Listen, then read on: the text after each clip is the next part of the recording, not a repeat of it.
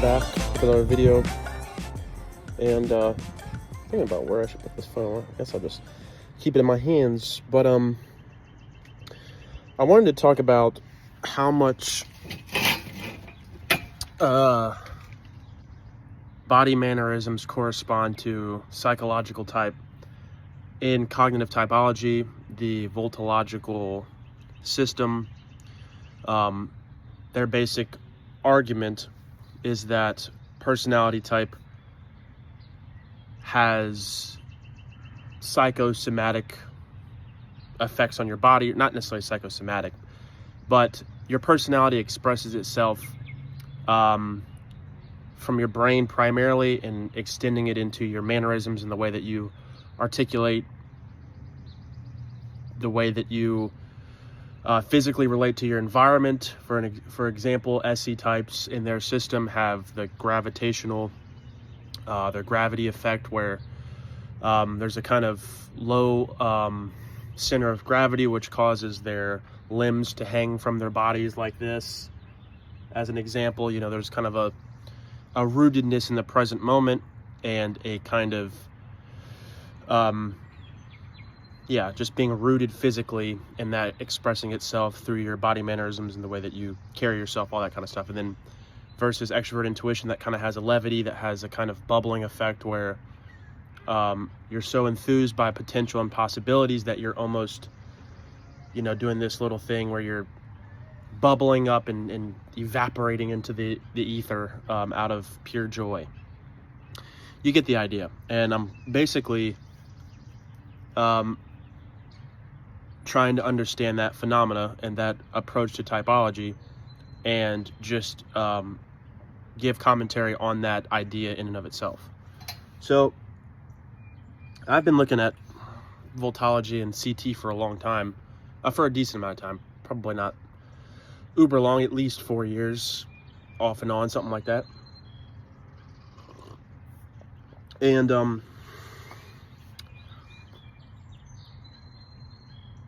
I think that there is something to the way that people physically express themselves in a certain way, or verbally express themselves. There is something about their personality and the arrangement of their psyche that's being communicated as a byproduct. Someone that expresses rigidity in their body. This even has relationships to the Enneagram, like the type 1, for example, has micro expressions that correlate to being rigid and judgmental. And you can see this in what CT would call basically an FI signal, that there's signs of disgust, asymmetrical, smiling or pulling in one direction of the smile, and that kind of denoting some kind of judgment about what they're experiencing. And that's true in terms of micro expressions anyway. So I almost forgot my point. So I think that there are general behavioral and psychological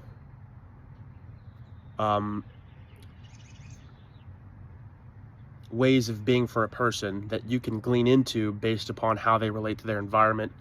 Are they trying to affect some type of mechanical change in the environment and direct things in the environment to follow some type of sequence? And then obviously an associative behavior of that is someone that's good managing resources and managing people and all this kind of stuff, that they have a certain mechanical understanding or a causal relationship to events and operations in their environment, whether it's people or inanimate objects. I still think that this is kind of a side tangent, that when you get into the difference between TE and FE, that usually, at least with CT, they will talk about how the FE and systems that kind of surround CT are similar in some fashion, but that JE is the ability to make judgments about the operations of your environment. and the operations of your environment can entail people or things, basically. And a FE type or an FE lead is trying to coordinate people and their the relationships in the environment, and how emotions and emotional affect influence decision making and motivation. And that's why a lot of times they have the ability to charge people up to affect some kind of real change in the environment, which with socionics, that's kind of an FE-SE kind of thing that's happening, just to bring in other systems to contextualize what I'm talking about.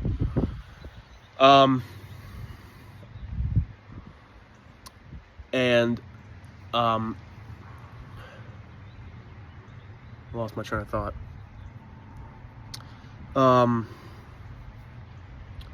So I do think it's interesting because there is something that's true, and this is true in every sense, I think in every system to a certain degree, or at least pretty consistent across most systems. But when a TE type is managing people, the TE type is trying to remove any emotional influence to decision making. Emotional impact is seen as chaotic and unpredictable and irrelevant to a TE type. A TE type is looking at a person objectively, that they have certain objective skill sets and abilities, and they are a resource to manage. And so they might think about putting them in places where they will perform better, and remove people who are performing or underperforming. And so TE kind of looks at people generally as useful or not, right? And profitable to being in that relationship or not. It's cost benefit analysis applied to relationships and people. And so a TE type can still effectively get people to do certain things. The way that they're getting people to do certain things is just not emotive. It's not trying to, man, the wind is, hopefully you can hear me. Sorry, I tried to turn my volume up and it turned my video off. That's stupid. I'll just merge the videos together. They're not trying to emotionally relate with people and get on the same emotional wavelength in order to carry out an action. And so one thing with FE is, like, there's this emotional mirroring, that person A over here has certain emotions, and those emotions may be conducive towards bringing something into fruition or counterproductive in that endeavor. And so an FE person is trying to, this is more in the Jungian sense, doesn't necessarily apply with socionics, because there isn't really an alignment per se in a concrete sense that the FE type is trying to get another person to feel what they're feeling per se. They're actually just trying to excite this emotion in you and get you to point A to point B, whatever.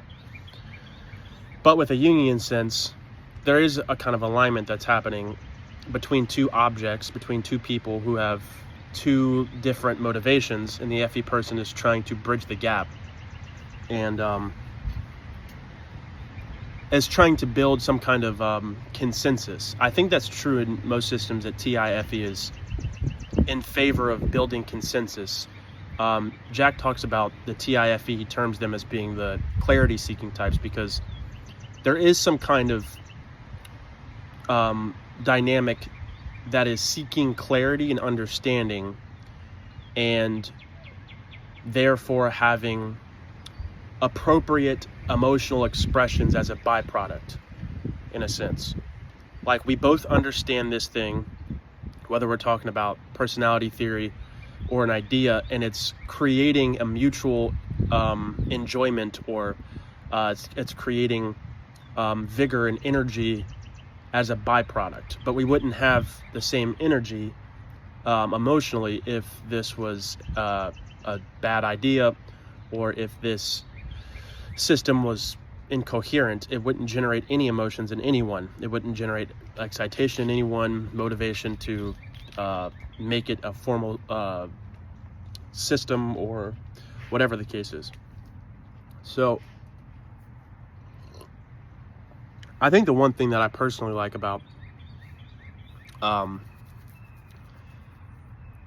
and just the Vultology in general, like, I think that there's something objective about that, in the sense that most people, when they're doing these kind of psychological expressions and mannerisms, body mannerisms, whatever you want to call them, these are pre-rational. They're subconscious. You're not even rationalizing why you're expressing the way that you are.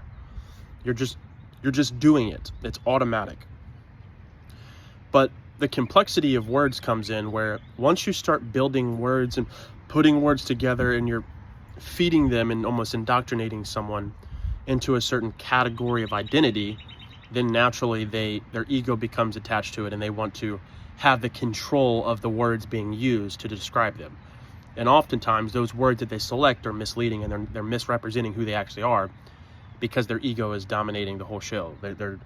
They want to use words in such a way that protects their ego / tells them they're a type that they're not.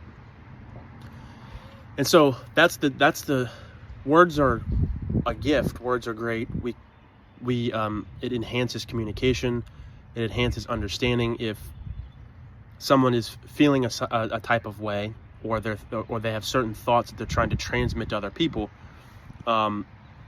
words bridge the gap logically, in order to express and in order to share some type of information with other people. Or also just, it's therapeutic for you to talk out in the ether. Imagine you couldn't speak. You have I can't imagine that. I'm an extrovert, so not being able to verbally express what I'm thinking, to me, is that's a torturous existence.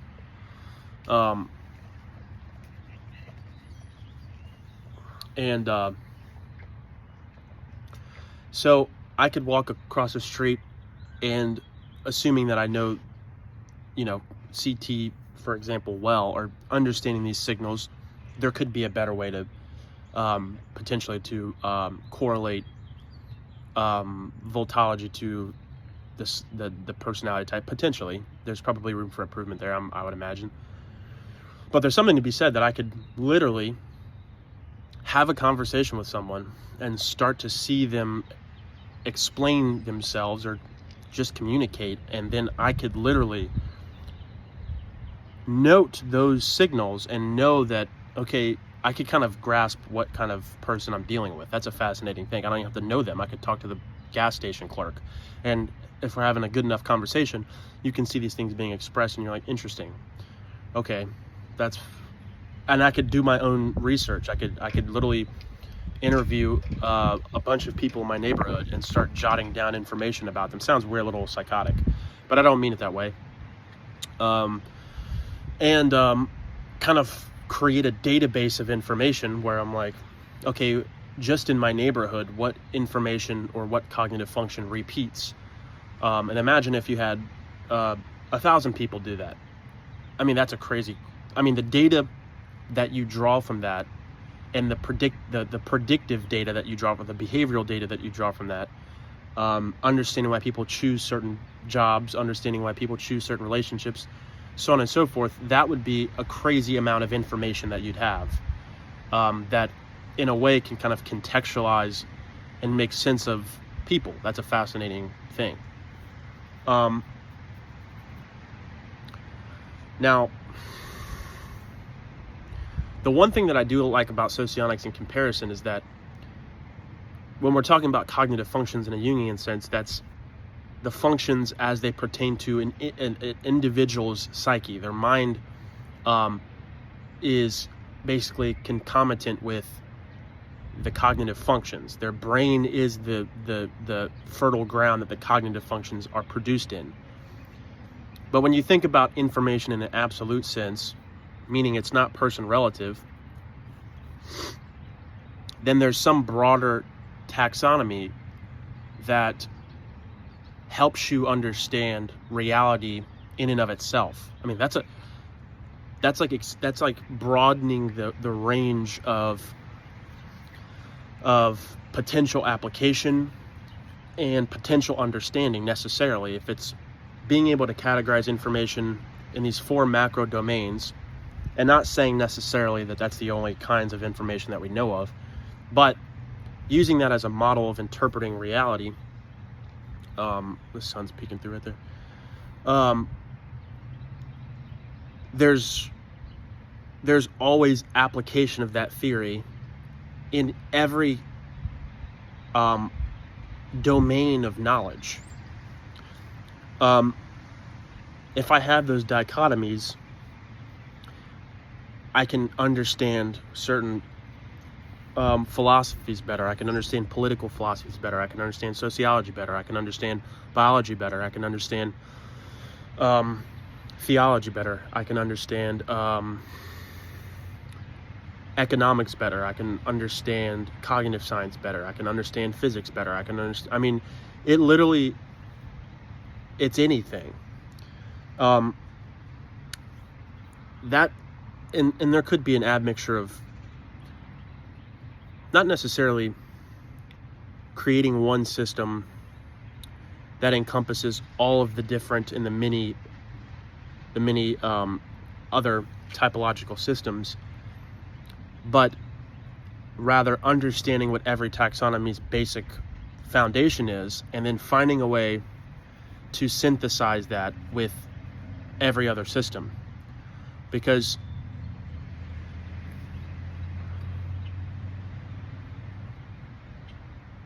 and at that point, it really doesn't become a new system. It just becomes a system of probability.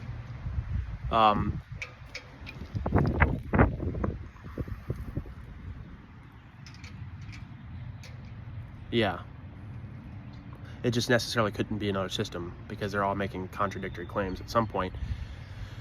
So that's incompatible, but it could definitely be a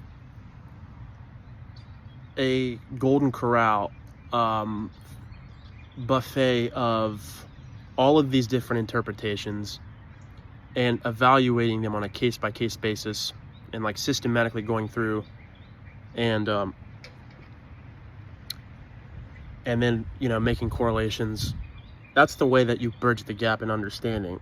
I think the problem is most people don't know the basic claim of every system. Like, what's the most fundamental thing about what is this system trying to start and end with? And if I understand that, understanding the rest of the system becomes fairly easy, because then I can understand their process of thought and how each part of the system relates to its basic claim, and just understand it better.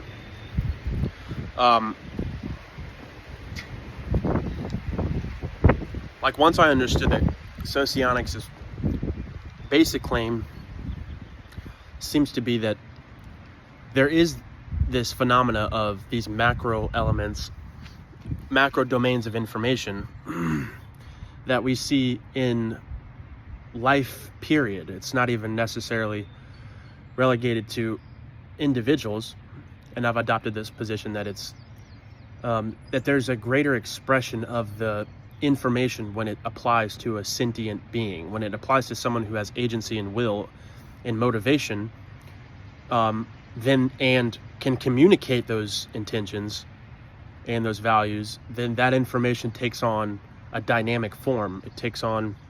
It goes from something that's purely theoretical and abstract and static into matter. It goes from the forms to matter. It's a Aristotelian kind of system that it's not just interested in some abstract universal, but it's trying to relate abstract universals to particular instances, namely particular people. Then you get into more philosophical notions of how do you relate particulars with other particulars that share the same, I guess you could say, particulars, namely personality type. They share that's particular to both of them, versus other people that don't have that type. And then what's the relationship between them, right? And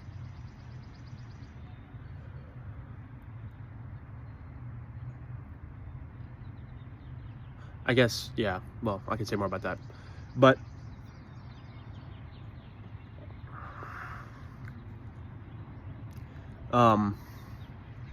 but there is something that is interesting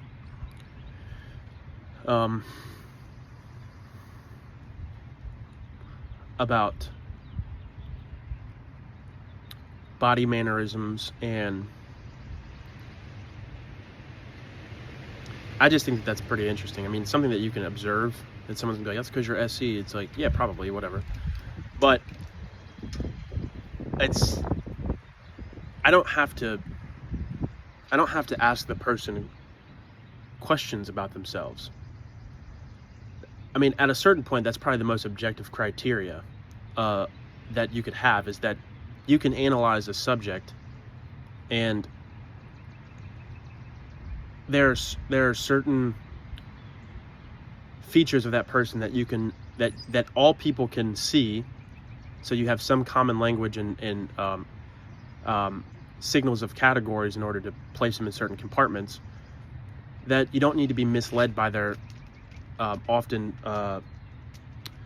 misrepresented sense of self. Like, that's just most people. It just is what it is. Like, if that's the case, if most people aren't the type that they think they are, and I think that there's probably strong evidence that supports that, or at least I think that's a fair claim. If that claim is true, then it probably stands to reason that getting people's subjective opinions about themselves is probably not the most objective way of understanding their personality. Like, it probably isn't. I'm not saying that you shouldn't do that. I mean, in type diagnostics, you have to do that.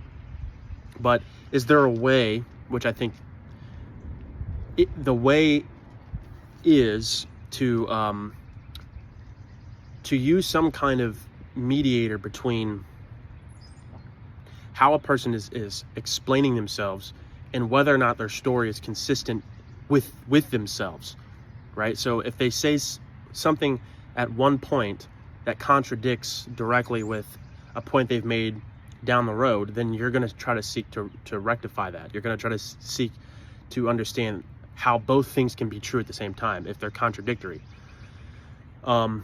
And so through that, you're forcing them to be consistent within themselves, and then the story kind of unfolds further, and you can kind of make sense of their personality type. Because you can't say that I'm a confrontational person and then give me examples of you avoiding conflict. Like, I'm going to have to figure out in what way are you confrontational, in what context. And if you're only confrontational in a very local context, then it's not a fair statement to make absolutely about yourself, because in most contexts you aren't. So obviously that's a discrepancy that you have to figure out what the solution is. So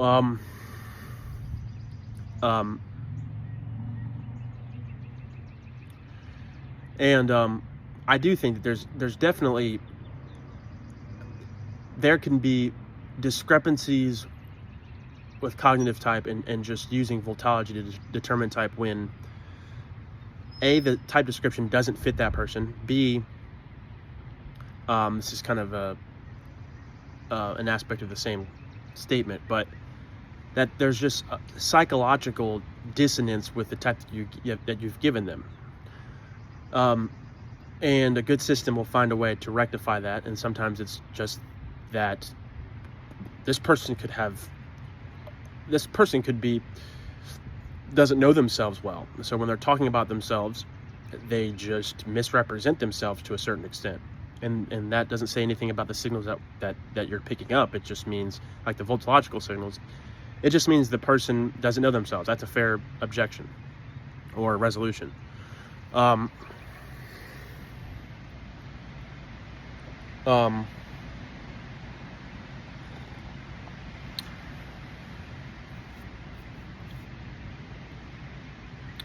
And also, if that rule only applies to a handful of people they type, then obviously that's not a strong enough defeater to their claims. Like, if it only applies to 10% of the people they type, but 90% of the rest of the people they type are actually psychologically in step with the Vultological type that they have given that person, then it's not really a problem. Like, you're gonna have margin of error, or at least margin of just margin of error, and some of those errors may be legitimate. Even if you had a pie chart of the margin of error, whether it's 10% or whatever, there could be reasons that are valid for the error, including the person that got typed.